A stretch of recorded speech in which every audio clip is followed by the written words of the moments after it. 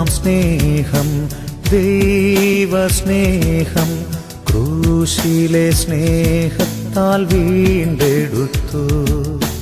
ക്രൂശിലെ ത്യാഗത്താൽ തിരഞ്ഞെടുത്തെന്നെ നിത്യമാം രാജ്യത്തിൽ ചേർത്തുവല്ലോ. നിത്യമാം സ്നേഹം, ദൈവസ്നേഹം ക്രൂശിലെ സ്നേഹത്താൽ വീണ്ടെടുത്തു. നാഗ്പൂർ കേന്ദ്രമാക്കി പ്രവർത്തിക്കുന്ന ക്രൈസ്റ്റ് ഫോർ ഇന്ത്യ മൂവ്മെൻറ്റിൻ്റെ ആഭിമുഖ്യത്തിൽ വീണ്ടും ഒരു എപ്പിസോഡ് കൂടെ നിങ്ങളോട് ഒരുമിച്ച് പങ്കിടുവാൻ കർത്താവ് ഞങ്ങൾക്ക് തന്ന ഈ നല്ല ഭാഗ്യത്തിനായി ദൈവത്തിന് സ്തോത്രം ചെയ്യുന്നു. പാസ്റ്റർ പോൾ മലേഡിയും ടീമും ചേർന്ന് അവതരിപ്പിക്കുന്ന ഈ പുതുജീവൻ എന്ന പ്രോഗ്രാമിലേക്ക് ഞങ്ങൾ നിങ്ങളെ ഹാർദമായി സ്വാഗതം ചെയ്യുകയാണ്. ഈ പ്രോഗ്രാം മുഖാന്തരം നിങ്ങൾക്ക് ഓരോരുത്തർക്കും ഒരു വലിയ അനുഗ്രഹവും വിടുതലും ക്രിസ്തുയേശു നൽകി തരട്ടെ എന്ന് ഞങ്ങൾ ആത്മാർത്ഥമായി പ്രാർത്ഥിക്കുന്നു. ഈ പുതുജീവൻ പ്രോഗ്രാം നിങ്ങൾക്ക് ഓരോരുത്തർക്കും വലിയ മാറ്റങ്ങൾ സമ്മാനിക്കട്ടെ എന്ന് ഞങ്ങൾ ആത്മാർത്ഥമായി പ്രാർത്ഥിക്കുന്നു. അത്ഭുതവാനായ കർത്താവായ യേശു ക്രിസ്തുവിൻ്റെ നിസ്തുല്യ നാമത്തിൽ ശ്രോതാക്കൾക്ക് ഞങ്ങളുടെ സ്വാഗതം. പുതുജീവൻ ആത്മീയ പ്രോഗ്രാം ആരംഭിച്ചിട്ട് 2 മാസം കഴിഞ്ഞു. ഈ പ്രോഗ്രാമിൽ കൂടി അനേകർക്ക് ആശ്വാസവും വിടുതലും ലഭിച്ചു എന്നറിയുന്നതിൽ വളരെ സന്തോഷമുണ്ട്. ലോകത്തിൻ്റെ നാനാഭാഗത്തു നിന്നും ധാരാളം പേർ പ്രാർത്ഥനയ്ക്കായിട്ട് വിളിക്കുകയും ഞങ്ങൾ അവർക്കായി പ്രാർത്ഥിക്കുകയും ചെയ്തുകൊണ്ടിരിക്കുന്നു. ഈ പ്രോഗ്രാമിൽ കൂടി ഒരു വലിയ ആത്മീയ ഉണർവ് സമൂഹത്തിൽ ഉണ്ടായിരിക്കുന്നു എന്നറിയുന്നതിൽ വളരെ സന്തോഷമുണ്ട്. ഞങ്ങൾ വിശ്വാസത്തിൽ ക്രൈസ്റ്റ് ഫോർ ഇന്ത്യ മൂവ്മെൻറ്റിൻ്റെ ആഭിമുഖ്യത്തിൽ ഞാനും എൻ്റെ കുടുംബവും ആരംഭിച്ച ഈ ആത്മീയ പ്രോഗ്രാം ഇത് തുടർന്നും മറ്റുള്ളവർക്ക് അനുഗ്രഹമായി തീരത്തക്ക വിധത്തിൽ തുടരണം എന്നാണ് ഞങ്ങൾ ആഗ്രഹിക്കുന്നത്. നിങ്ങൾ ഏവരുടെയും പ്രാർത്ഥനയും സഹകരണവും ഇക്കാര്യത്തിൽ ഞങ്ങൾക്ക് ആവശ്യമാണ്. ദൈവം എത്ര നല്ലവനാണ്, വല്ലവനാണ്, വലിയവനാണ്, വാക്കുമാറാത്തവനാണ്, കൂടെ ഇരിക്കുന്നവനാണ്, അവൻ ആശ്വസിപ്പിക്കുന്ന കർത്താവാണ്, അവൻ കൈവിടാത്ത കർത്താവാണ്. യേശു കർത്താവ് പറഞ്ഞു, ലോകാവസാനത്തോളം എല്ലാ നാളും ഞാൻ നിങ്ങളോട് കൂടെ ഉണ്ടാകുമെന്ന്. യേശു കർത്താവ് പറഞ്ഞു യോഹന്നാന്റെ സുവിശേഷം 14-ാം അധ്യായം 18-ാം വാക്യത്തിൽ, ഞാൻ നിങ്ങളെ അനാഥരായി വിടുകയില്ല, ഞാൻ നിങ്ങളുടെ അടുത്ത് വരുന്നു. ഒരിക്കലും കൈവിടാത്ത ഒരു ദൈവത്തെയാണ് നമ്മൾ വിശുദ്ധ വേദപുസ്തകത്തിൽ കാണുന്നത്. യെശയ്യാ പ്രവാചകന്റെ പുസ്തകം 41-ഉം 43-ഉം അധ്യായങ്ങൾ നമ്മൾ വായിച്ചു നോക്കിയാൽ അവിടെ പറയുന്നത്, ഭയപ്പെടേണ്ട, ഭ്രമിച്ചു നോക്കണ്ട, ഞാൻ നിൻ്റെ ദൈവമാകുന്നു, ഞാൻ തക്ക സമയത്ത് ഇറങ്ങി വന്ന് സഹായിക്കുന്നവനാണ്, ഞാൻ വലം കൈപിടിച്ച് നടത്തുന്ന കർത്താവാണ്. 366 പ്രാവശ്യം വിശുദ്ധ വേദപുസ്തകത്തിൽ ഭയപ്പെടേണ്ട എന്ന് പറയുന്നു. ഭയപ്പെട്ട് ജീവിക്കുന്ന സമൂഹത്തിൻ്റെ ഇടയിൽ ഒരു ആശ്വാസത്തിന് വേണ്ടി, ഒരു വിടുതലിന് വേണ്ടി ആഗ്രഹിക്കുന്ന കോടിക്കണക്കിന് ജനങ്ങളുടെ മുമ്പിൽ ഏകനായി മഹാത്ഭുതം പ്രവർത്തിക്കുന്ന ജീവനുള്ള ദൈവം ശക്തമായ ഭാഷയിൽ പറയുകയാണ്, നീ ഭയപ്പെടേണ്ട, ഭ്രമിച്ചു നോക്കണ്ട, ഞാൻ നിൻ്റെ ദൈവമാകുന്നു, ഞാൻ നിനക്ക് വേണ്ടി ഇടപെടും, ഞാൻ നിനക്ക് വേണ്ടി വാദിക്കും, ഞാൻ നിനക്ക് വേണ്ടി സഹായങ്ങൾ അയക്കും, ഞാൻ അത്ഭുതങ്ങളുടെ ദൈവമാകുന്നു എന്ന്. ഈ പ്രോഗ്രാം ആരംഭിച്ച ശേഷം മതിനൂര്, നാഗപ്പൂർ, എറണാകുളം ഈ 3 സെൻറ്ററുകളിലായിട്ട് ഞങ്ങൾ പ്രാർത്ഥന 24 മണിക്കൂറും പ്രാർത്ഥന ആരംഭിച്ചിരിക്കുകയാണ്. എന്തുകൊണ്ടെന്നാൽ ഈ പ്രോഗ്രാം കൊണ്ട് ജനത്തിന് വിടുതലുണ്ടാകണം, ജനത്തിന് ആശ്വാസമുണ്ടാകണം, എന്തെങ്കിലും നന്മ മറ്റുള്ളവർക്ക് ചെയ്യുവാൻ കഴിയുമോ എന്നതാണ് ഞങ്ങളുടെ ലക്ഷ്യം. നമ്മെ വേർതിരിച്ചിരിക്കുന്നത് പുതിയ നിയമത്തിൽ പറയുന്നത്, നമ്മെ കർത്താവ് വിളിച്ച് വേർതിരിച്ചത്, തിരഞ്ഞെടുത്തത്, അഭിഷേകം ചെയ്ത് നിർത്തിയിരിക്കുന്നത്, വിശ്വസ്തരായി എണ്ണി വ്യത്യസ്ത സ്ഥലങ്ങളിൽ വിവിധ ദൗത്യങ്ങൾ തന്ന് നിർത്തിയിരിക്കുന്നത് ജീവിതത്തിൽ നന്മ പ്രവർത്തികൾ ചെയ്യുവാനാണ്. നന്മ പ്രവർത്തികൾ ചെയ്യാത്തവൻ, നല്ല പ്രവർത്തികൾ ചെയ്യാത്തവൻ ആത്മീയനായിട്ട് ഉൾക്കൊള്ളുവാൻ എനിക്ക് കഴിയത്തില്ല. എന്നെ 37 വർഷങ്ങൾക്ക് മുമ്പ് വടക്കേ ഇന്ത്യയെ വിളിച്ച് അന്ധകാരത്തിൽ നിന്ന് അത്ഭുത പ്രകാശത്തിലേക്ക് വിളിച്ചവനായ കർത്താവായ യേശുക്രിസ്തു എനിക്ക് തന്നിരിക്കുന്ന വിശാലമായ ഒരു ശുശ്രൂഷ എന്നത് മറ്റുള്ളവർക്ക് വേണ്ടി എൻ്റെ ജീവിതത്തിൽ എന്ത് ചെയ്യാൻ കഴിയും? അവരെ ആശ്വസിപ്പിക്കുവാൻ, അവർക്ക് അനുഗ്രഹമായി തീരുവാൻ, അവരെ കൈത്താങ്ങുവാൻ, അവർക്ക് എന്ത് ചെയ്യുവാൻ കഴിയും എന്നതാണ് എൻ്റെ ജീവിതത്തിൽ നൽകിയിരിക്കുന്ന വലിയ ദൗത്യം. 1994 ഗ്രേസ് ചിൽഡ്രൻസ് ഹോം എന്ന ഒരു സ്ഥാപനം ഞങ്ങൾ നാഗപ്പൂരിൽ തുടങ്ങിയത്. അന്ന് ഞങ്ങൾ കുറച്ച് അനാഥ കുട്ടികളെ എടുത്ത് വളർത്തുവാൻ ആരംഭിച്ചു.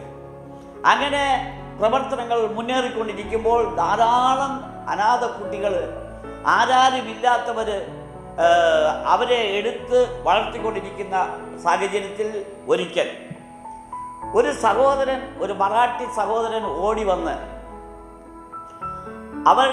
അയാളുടെ സഹോദരന്റെ 6 അനാഥ കുട്ടികളെ കുറിച്ചുള്ള ഇൻട്രൊഡ്യൂഷൻ തന്നു.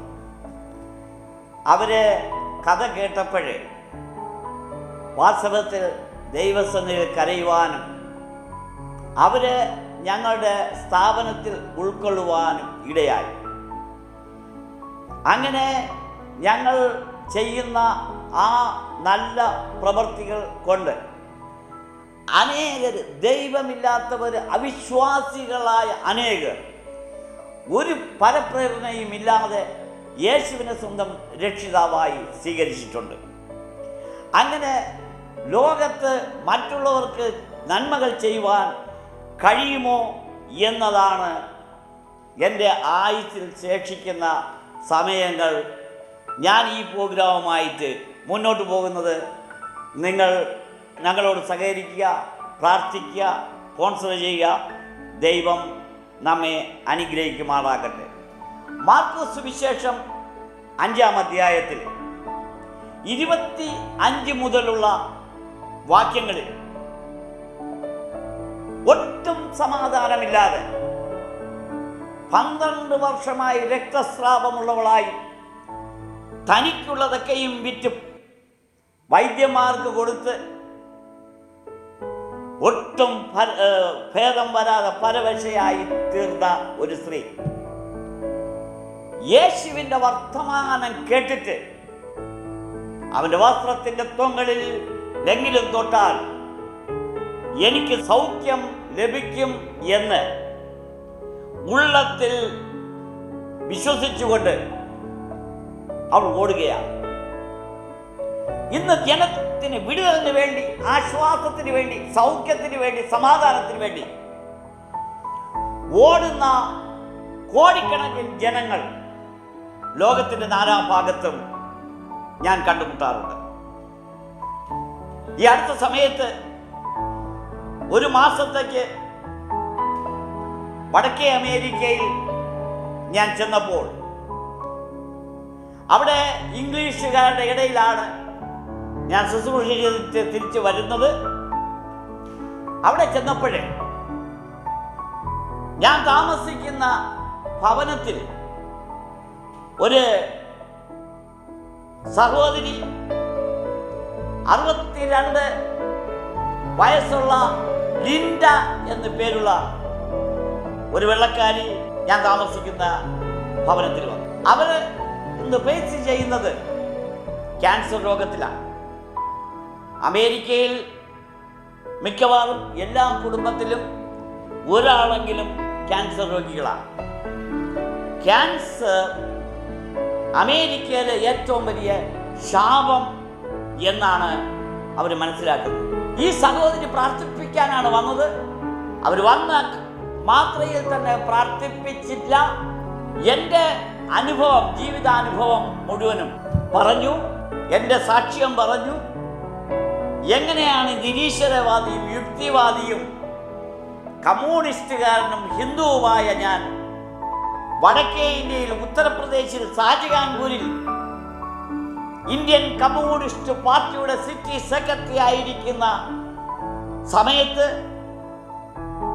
ഹിന്ദിയിലുള്ള പുതിയ നിയമം വായിച്ച് എങ്ങനെ ഞാൻ യേശുവിനെ രക്ഷിതാവായി സ്വീകരിച്ച് 37 വർഷമായി ലോകം മുഴുവൻ ഓടി നടന്ന് കർത്താവിൻ്റെ സാക്ഷ്യം വഹിക്കുന്ന ആ ജീവിത ടെസ്റ്റ്മണി അവരോട് അറിയിച്ചു.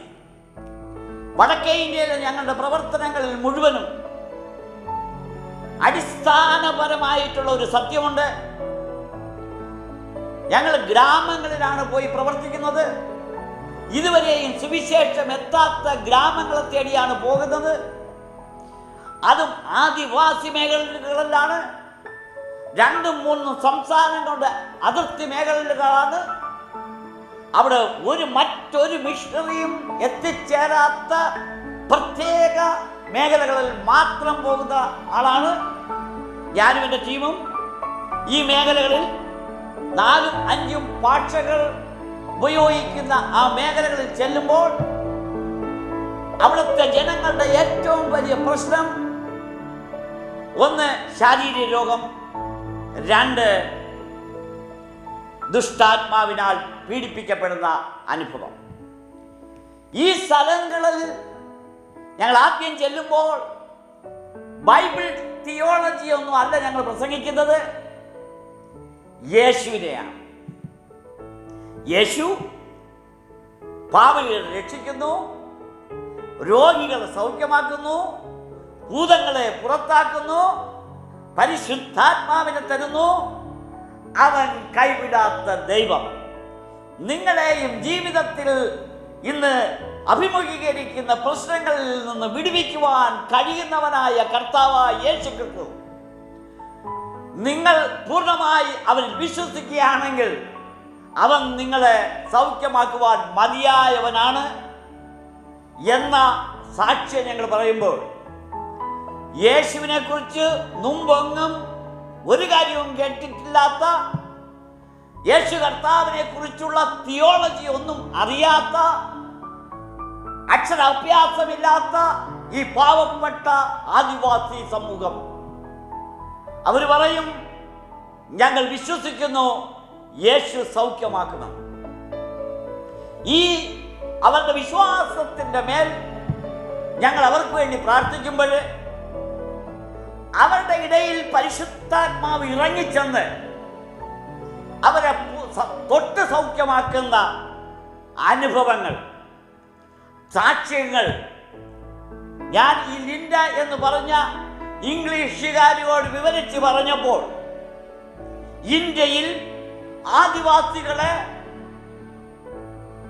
യേശുവിനെ കുറിച്ച് ഒരിക്കലും അറിയാത്ത ജനങ്ങളെ സൗഖ്യമാക്കുവാൻ കഴിയുന്ന യേശു എന്നെയും സൗഖ്യമാക്കുവാൻ കഴിയുന്നവനാണോ എന്നവർ ചോദിച്ചു. ഞാൻ പറഞ്ഞു, ഈ യേശു എല്ലാത്തിനും മതിയായവനാണ്. അവൻ ഇന്ന് നമ്മോട് കൂടെയുണ്ട്. അവൻ്റെ സാന്നിധ്യം ഇന്ന് നമ്മുടെ നടുവിലുണ്ട്.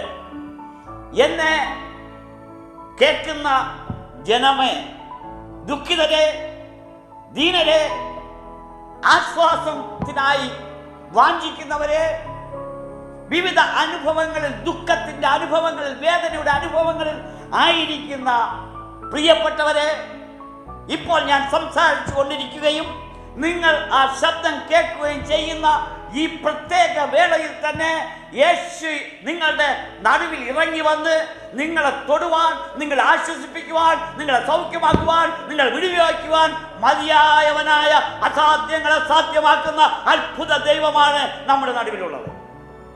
ഞാൻ ഈ സഹോദരിയോട് പറഞ്ഞു, എൻ്റെ ദൈവം ഏത് ഭാഷക്കാരെയും ഏത് ദേശക്കാരെയും, അത് വലിയവനെന്നോ ചെറിയവനെന്നോ ഇല്ലാതെ, ആ ദൈവം അത്ഭുതകരമായി തൊട്ട് സൗഖ്യമാക്കുവാൻ കഴിയുന്നവനാണ്. ഈ ലിൻഡ എന്ന സഹോദരി 62 വയസ്സുകാരി, അവൾ ബാച്ചിലറാണ്. അവൾ പറഞ്ഞു, എന്നാൽ ദൈവദാസൻ എൻ്റെ ശരീരത്തിൽ കൈവച്ച് പ്രാർത്ഥിക്ക്. ഞാൻ വിശ്വസിക്കുന്നു നിങ്ങളുടെ ദൈവം യേശു കർത്താവ് എന്നെ സൗഖ്യമാക്കുന്നു. ഹീമ നടന്നുകൊണ്ടിരിക്കുകയാണ്. ക്യാൻസർ രോഗം അതികഠിനമാണ്. മരുന്നൊന്നും അവർക്ക് ഏൽക്കുന്നില്ല. അവർക്ക് ആശ അറ്റിരിക്കുകയാണ്. അവർക്ക് ആരുമില്ല, മാതാവില്ല, പിതാവില്ല. അവരിപ്പോൾ താമസിക്കുന്നത് തന്നെ അവരുടെ അനിയത്തിയുടെ വീട്ടിൻ്റെ ഒരു ചാപ്പിലാണ്. ആരുമില്ലാത്ത, ആശ്രയിപ്പാൻ ആരുമില്ലാത്ത, സ്നേഹിപ്പാൻ ആരുമില്ലാത്ത, ക്യാൻസർ രോഗത്താൽ മരണത്തെ അഭിമുഖീകരിക്കുന്ന ഈ ലിൻഡ എന്ന